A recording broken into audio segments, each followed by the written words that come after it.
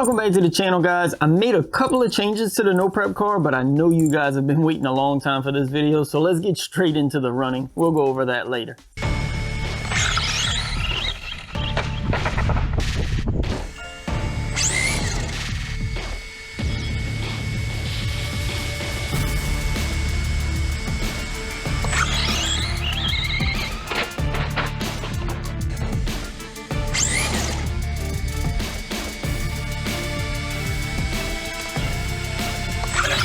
Those first two passes, I'm not sure if you might have noticed, but there was a little stutter in the car, almost like something was going on with the throttle, like it was losing throttle signal or something. And sure enough, in the data, I could see the throttle position go from 100% to 0 or even -40 just randomly in the middle of a run. Luckily, I had another receiver, so swapped out the receiver and it looks like that fixed the problem.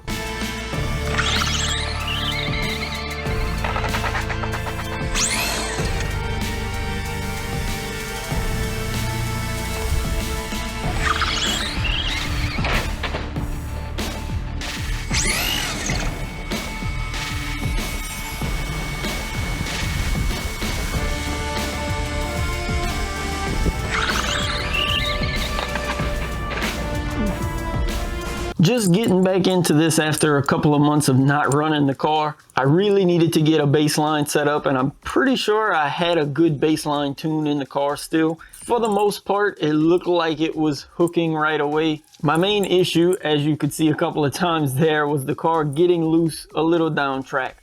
Looking at the data, it doesn't look like the car was actually spinning. It looks like it's something to do with the road. Probably those expansion joints like we talked about a bunch of times before. Just a little too bumpy of a surface. But I was able to get one or two good passes. Fastest pass today being a 241 at 63 miles an hour. Not quite the 68, 67 miles an hour I was a couple of months ago, but for the first time in a couple of months, it's pretty decent, getting me slowly back into it. Unfortunately, as you saw there, a couple too many crashes kind of stopped me for the day. I am basically 100% certain now that the street outside my house just isn't the best opportunity, best surface to run this car. Looking at the data, every single time that the car went left or right, I mean, you can actually see the track marks on the concrete. It wasn't because the car started spinning, losing traction, like I was overpowering the road.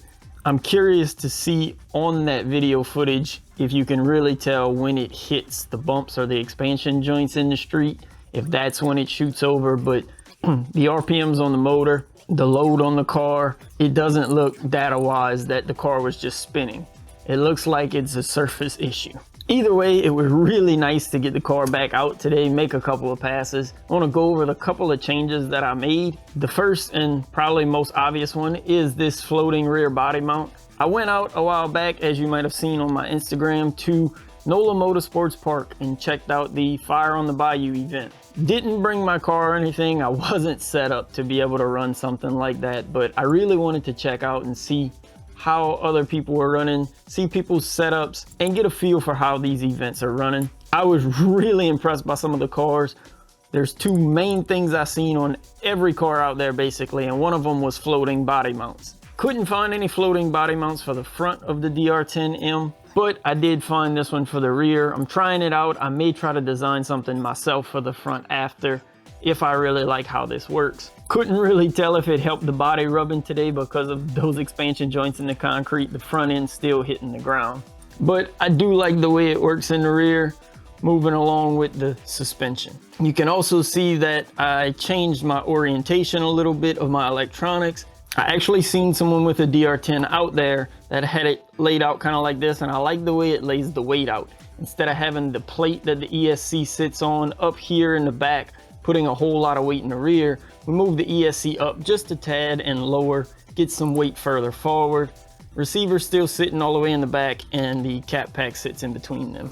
I haven't weighed the car in this situation yet to see what it does, but obviously this gets a little weight further forward. The last thing was also something else that I seen out there at Fire on the Bayou was some body stiffeners, and you can see mine are sort of broken now from all of the hits that the car took today, but I decided to make some. I was gonna order some, and then I seen how they were made and figured I could do that myself pretty easily. This is just some carbon fiber rod. It looks like I might have went too thin on the carbon fiber rod that I chose, and actually some electrical eye terminals. Super easy to cut down to size and then just crimp on those ends.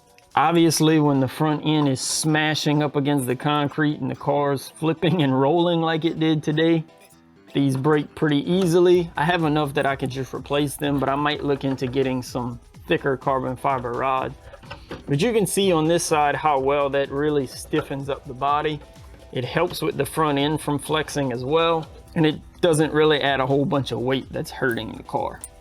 Overall today though, it was really nice to get back into the drag racing side of things. I know you guys have been waiting for this video for a while now. Interested to see what you guys think of the couple of changes I made. Do you think they're changes in the right direction, or were they sort of useless? Let me know down in the comments below. Next up is really searching for a good spot to run this thing again.